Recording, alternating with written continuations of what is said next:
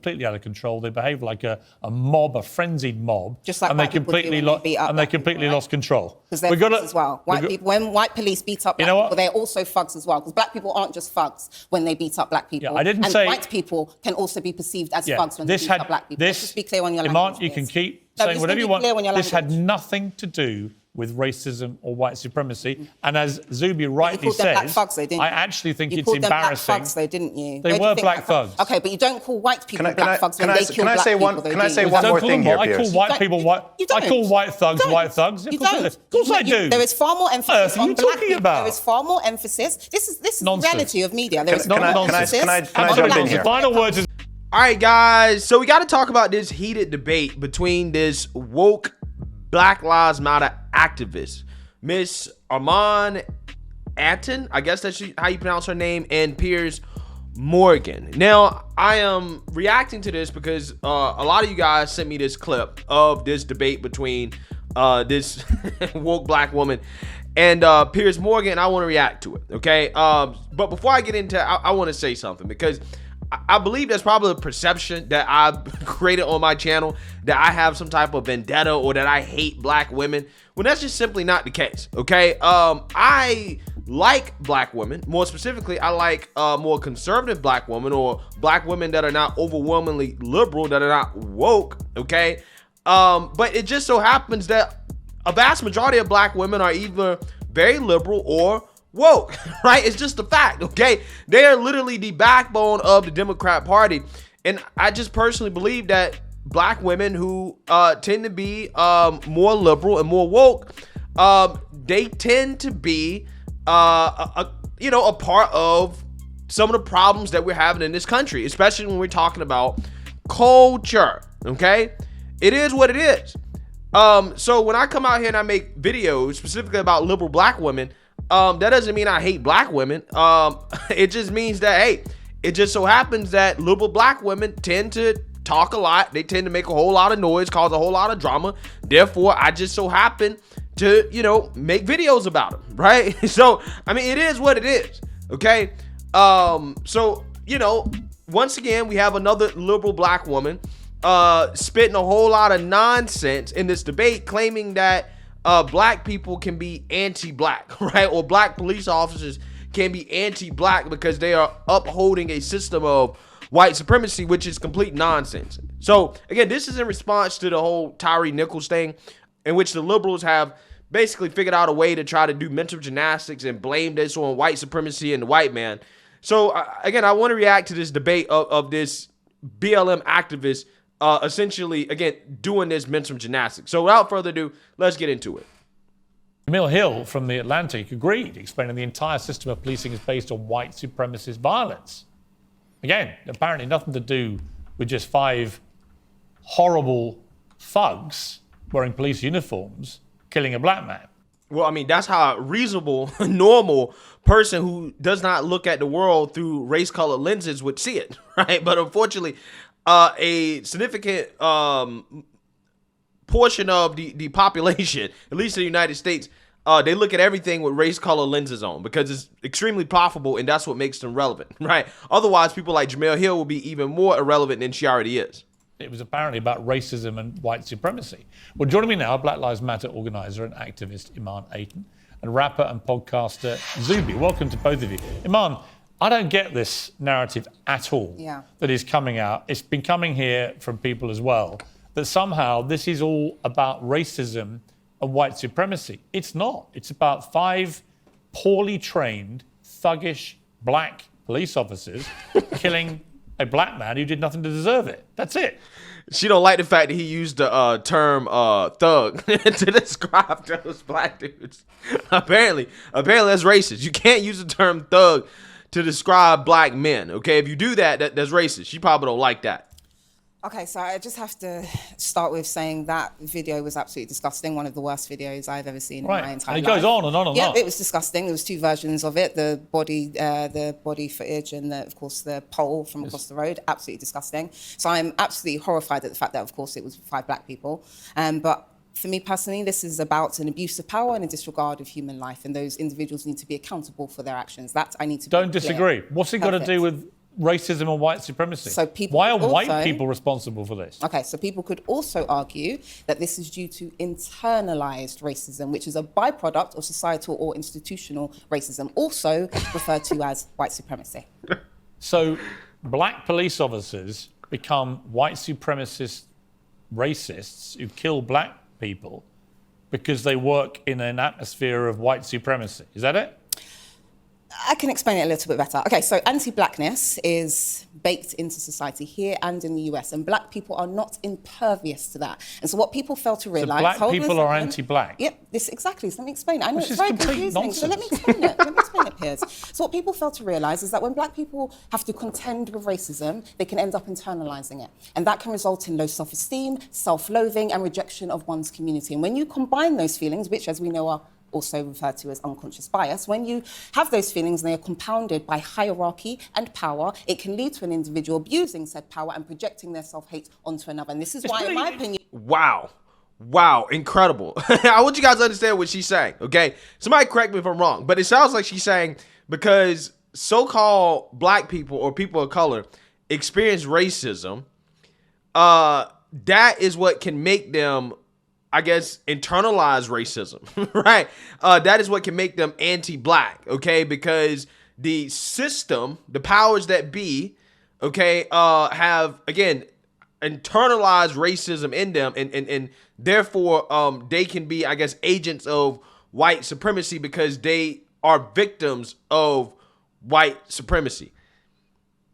Incredible, right? Incredible. Again, I don't understand it. I don't get it. But this is the logic and reasoning, or the lack of logic and reasoning behind these accusations that somehow this has something to do with white supremacy, even though that town is mostly black, the police are black, and the chief is black. Everybody involved is black, but somehow it is white supremacy because black people experience racism. Therefore, the internalized racism leads to them, I don't know, being racist or anti-black towards other blacks. Incredible. Why we see black and white police officers killing more black people than we do white. Reason why is because of racism, which includes... We see more black people, more black police officers than white police officers killing black people because of racism. Incredible. Absolutely incredible. Internalized racism, Piers. Right. I think that's complete nonsense. You would, because you're a white man and you don't understand. Exactly. I'm white, therefore my skin colour means I have... Because you don't have the lived experience. My skin colour means I have... I'm black and I don't understand it. I don't understand it. I'm black and I don't get it, okay? So him not getting it has nothing to do with him being white as much as it has something to do with you not making any damn sense, right? This don't make no sense at all. Have nothing to do with it. All right, well, let me go to a black man and see if he's allowed to have a view. Zuby, what's your view? Okay, so I agree with the first half of everything that was said there. I agree that the video was disgusting. I agree that this is an issue of training, and I agree that this is an issue of the human heart. I think that any attempt to put the blame on this in any way, shape, or form on racism or white supremacy or white people in general is absolutely ridiculous. I also think it's pretty degrading because this sort of idea stems from the notion that black people, black men, black women, that we do not have full agency and responsibility and therefore accountability for our actions and our words. Facts. Nothing is the black person's fault, right? Nothing is a black person's fault. Nobody has to take individual accountability. And the problem with this is that this is leading to laws and policies that, again, basically are relieving black people of any responsibility when they commit crimes, right? Again, that's why we're seeing all these laws on bail reform and, you know, progressive criminal justice reform, because of the idea that locking black people up is racist, because everything that black people do is not because they're doing it under their own will. They're doing it because the white man made them do it. So locking them up is wrong. It's not their fault. Absolutely incredible. This is dangerous ideology, guys. We end up in these ridiculous situations where no matter the permutation, no matter what happens, even if there's not a single white person involved in the situation, in the Memphis police force, even the police chief is a black woman. The large percentage of the force is black, and people are still trying to lean on this white supremacy is the answer and the reason for everything. And honestly, it's lame. And as someone who's lived my entire life as a black male, certainly I've never been possessed by this sort of phantom of white supremacy that's made me want to attack anybody, let alone another black person. And I think that we need to put the blame and responsibility squarely on the individuals who were involved in this. I completely agree. I think it's tragic that this young man died. I completely agree. I mean, just to note some statistics about the Memphis Police Department, that 65% of Memphis population is black. 58% of the entire police force in Memphis is black. The police chief was a black woman, right? And so on and so on. So you take all that in totality, you think, well, okay, well, where is this institutionalized white supremacy coming from, given the institution is actually served predominantly by black people for a population that is predominantly black as well? So I don't get that point. The second point I make is this. I think there's a wider issue here. The demonization of the police in America, calling them all a bunch of vile racists, has led to many older, experienced, good police officers who are not vile racists quitting the force all over the country. And as a result, in Memphis, for example, they had a massive reduction, 20% between 2011 and 2017 of police officers. 20% went from the force. And so to try and restore the numbers, they made it easier to become a police officer. They reduced the restrictions, reduced the qualifications. 2 of the 5 officers involved in killing this poor young man went through that process in that period of not being required to have the same sort of qualifications that they used to join the Memphis Police Department. So you have a bunch of people being brought in who are poorly trained, who are not qualified to do the job, who end up committing this kind of crime. That has nothing to do with racism or white supremacy. That has everything to do, I think, with perhaps an over-demonized force in general, with a lot of bad apples in it, but over-demonized force leading to many people quitting and being replaced with people just not up to the job. I think it's a result of woke activism, right? That's what it is. It's a result of the Democrat Party and the woke revolutionaries and their defund the police. We hate the police. Police are the worst thing ever. They're white supremacists. And people quit, right? Guys are just like, I don't want to do this. Because if something happens, if I have to, put some hot lead in a criminal, justifiably, I might go to jail, right? I might lose my job. I might not be able to peacefully and safely live with my family because the woke activists are going to come after me, right? And that has had a effect on basically all the major police departments in these big little cities across the country. And because of that, these departments are short of staff, and criminals are basically running these cities, right? That's the result. The people that are suffering the most from this is law-abiding citizens. Okay? That's what's happening. Everything that you said, I don't disagree with. I think it's not about conflating the two things. It's just about presenting a different perspective, an alternative perspective that should be considered, because internal racism is a real thing, so therefore it should be considered. You just heard when a black man, in a very considered way, say that basically you're talking nonsense. The idea that you I'll ask that. So Zuby, do you believe that internal racism is nonsense? Do you believe that black people cannot internalize racism? Do you believe that? I don't believe that it's completely impossible. Okay. I don't think it's impossible for you heard that, right? I don't think it's impossible for a person of any race or ethnicity to harbor hatred or animosity towards people who may look like them or share some things in common. What I completely disagree with is the idea that in every single one of these situations, that no matter what happens, we just jump to white supremacy is the problem. We've seen this happen many, many times. And I agree with you. And I think one of the biggest issues with it is, I think one of the biggest issues as well is it's actually a distraction from a very important conversation, which Piers was leaning into there, which is that when it comes to the police in the USA and also in other countries, there's clearly an issue of character, qualifications, and prejudice. Training. I don't know exactly. Yeah, and prejudice is the foundation for all forms of discrimination, including sexism, misogyny, racism, and the list goes on. So if you have not dealt with your prejudice within an institution, it will manifest in your racism. That's a fact. That's a fact. You're talking over. That's a fact. I'm making a good point. But secondly, you're bringing in prejudice, bigotry, racism, none of which had anything to do with this particular incident. What are you talking about? I just explained to you internal racism, which is based off of prejudice. It had nothing to do with why these and I thugs said it should be killed this considered. man. I said it should be considered. Well, let Zuby finish the point you were making. Okay, okay. Even following on from that point, I'd also say this is mind reading as well. So even trying to bring racism into this conversation, let's say these guys did not have guns and badges. Let's say this was just a group of random thugs, 5 black men beating up another black man. Even in that situation, even outside the police force, I've still seen situations where people try to blame this somehow on this specter of white supremacy. And as I've said, frankly, it's embarrassing. And as a black person, I have just as clear. much agency and accountability. Okay. As I said, black people have full responsibility and accountability, just like it would be ridiculous to see a video of white people beating up a white man. There are videos out there of white police beating up white people. Well, I would also make the point that have you seen loads of videos of internalized I would also, racism look, is if I silly. could just, rare video. on It's that very point, rare, I would A also, very rare video. I don't know about that.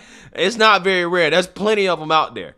Okay, plenty of them out there. She's not interested in actually researching and looking it up, but there's plenty of them out there. also make the point that if people genuinely believed it was racism, then given these scenes were as horrific as the George Floyd killing, in my view, no better, no worse. I mean, this went on for a much longer period and was disgusting and abhorrent to watch. Completely innocent guy just getting beaten and then he died. Given that, if it was racism that people genuinely believed was the motivation, we would see the same scenes on the streets of cities all over America that we saw after George Floyd's death. We would see the riots, we would see burning cities, we would see that kind of intensity of reaction. But the truth is, even the people claiming this is about racism and white supremacy, they don't believe it.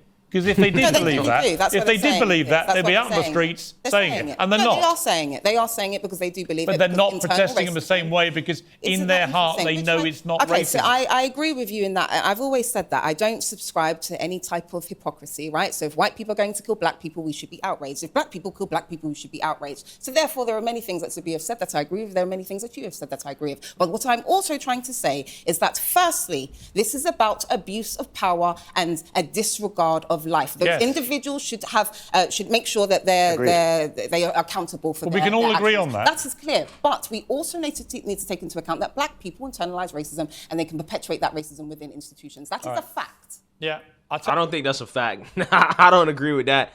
I don't think I internalize racism towards black people. Now, again, there's stereotypes. Everybody, stereotypes people. But I'm not sure if that's the same thing as internalized racism, okay? And I don't think that has anything to do with this situation that happened in Memphis as much as it has to do with these are just 5 guys who knows, maybe for some personal reasons, they went after this guy, right? And they beat him to death, okay? It's unfortunate, but again, blaming racism and white supremacy, anytime, something like this happens, even when it's, black on black crime, it's ridiculous. You sound silly, right? You sound silly. You sound like somebody who is just more interested in pushing a narrative rather than actually getting to the truth. And the reason why we can't make any progress on this police issue, which I don't really think is actually that big of an issue, is simply because they keep bringing up race. Every time they bring up race, that distracts from the real conversation about policing in America, okay? Because they want to make it about racism instead of about, police being held accountable, training, all the things we can talk about when it comes to police outside of just race. As soon as you throw race in the conversation, all the real solutions go out the window, right? You can't talk about real solutions because the woke revolutionaries are so hell-bent on saying that it's racist. And it doesn't help anything. It really doesn't. I'll tell you what is a fact. This was 5 black police officers killing a black man, not because of racism and white supremacy or because anything a white person had done, but because they actually didn't know how to do their jobs. It got completely out of control. They behaved like a mob, a frenzied mob, just like and they completely lost control. Because they're thugs as well. When white police beat up black people, they're also thugs as well. Because black people aren't just thugs when they beat up black people. Yeah, I didn't say white people can also be perceived as thugs when they beat up black people. Let's just be clear on your Imarn, language. you can keep saying whatever you want. This had nothing to do with racism or white supremacy. And as Zuby rightly says, I actually think it's embarrassing. Thugs, though, didn't you? I told you. I told you she was pissed off that Piers Morgan called those black police officers thugs. And in my opinion, thug can apply to anybody of any race or color, right? White people that commit crimes like that, right? Or police officers, white police officers that beat up, innocent people or abuse their power, they're thugs too, right? Or white gang members, they thugs, white criminals are thugs. I use that term for everybody. When I say thugs and criminals, I literally mean any thug or criminal, white or black, right? If you think that's racist, that's your problem, not my problem, because I've never said that thugs are just black folks, right? Or black criminals, okay? So you're the one that is being racist, right? You have the internalized racism. They were black thugs. Okay, but you don't call white people black thugs when they kill black people. Can I say one more thing here, Piers? I call white people white. I call white thugs white thugs. You don't. Of course I do. There is far more emphasis on black people. About? There is far more emphasis. This is the reality of media. There is Can I jump in here? Final word to Zuby.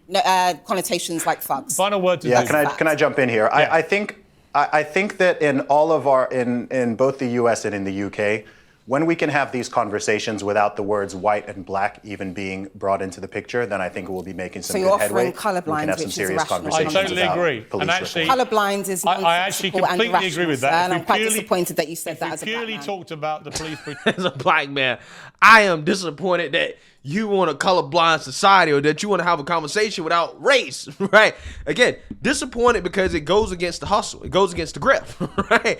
He's a threat to her income, right? And that's why she's disappointed that he said that. Again, fascinating stuff. Let me know what you guys think. Make sure you like, comment, and subscribe. Most importantly, share a black conservative perspective. Peace.